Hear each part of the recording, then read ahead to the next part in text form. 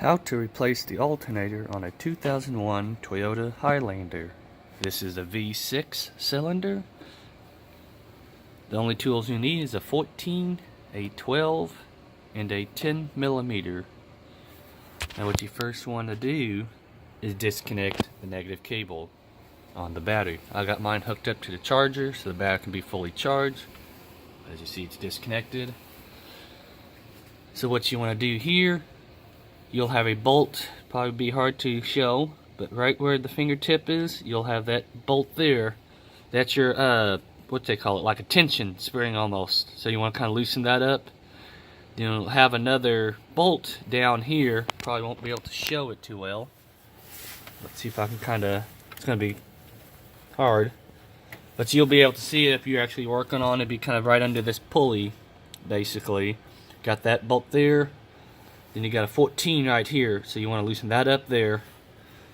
You want to loosen the bolt there, and you want to loosen that one with the spring here.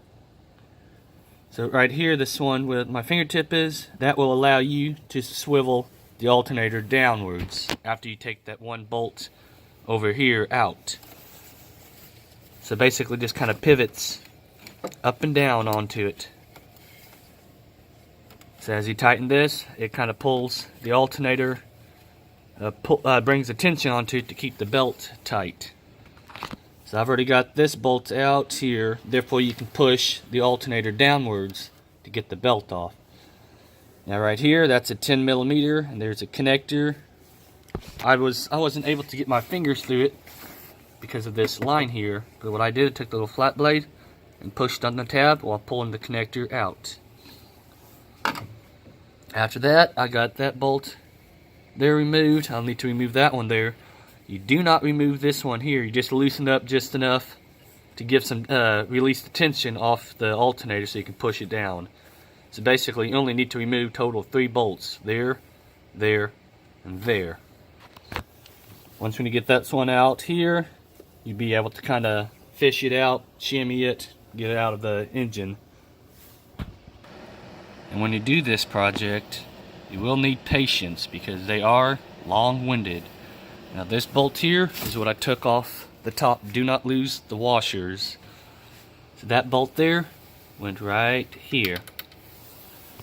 Now this bolt here, when you try to take it off, that's when you need patience because that is right underneath here.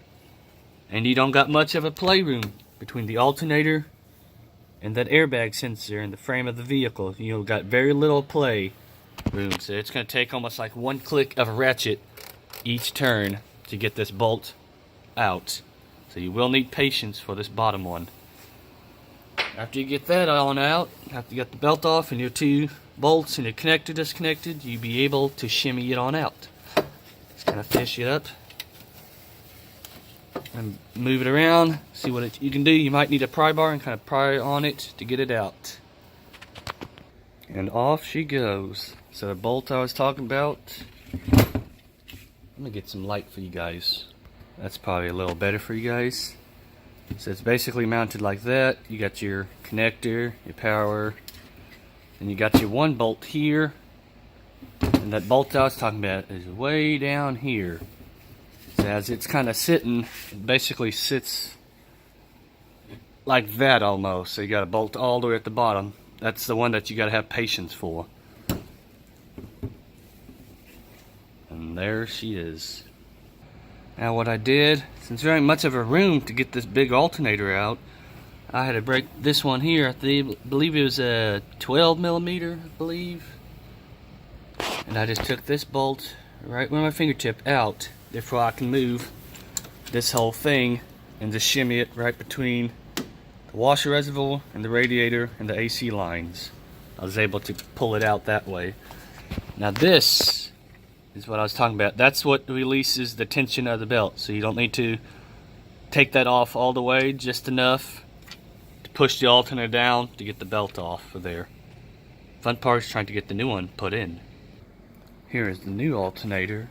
I like to have them side by side and take a quick look over, make sure the ribs are the same. Make sure the connectors are shaped the same.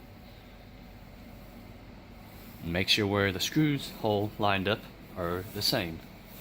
Before you try throwing it in, figure out why it ain't fitting on. I always like to do it side by side. Make sure everything matches up exactly the way the old one that I took off. I will say zip ties are going to be my friends for today. I don't have it where it locks onto it, but where it holds into it, where it's not locked, where you can just release it instead of having to sacrifice it.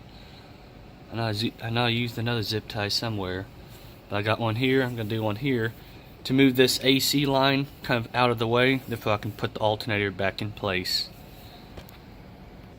Alright, so I got the alternator kind of seated in there right now. I'm going to go ahead and put both of the screws started by hand to make sure I get it lined up. When I get it started by hand and it's threading in there correctly, I'll go ahead and zip them on the rest of the way. The long bolt goes on the top, the little bolt goes on the bottom.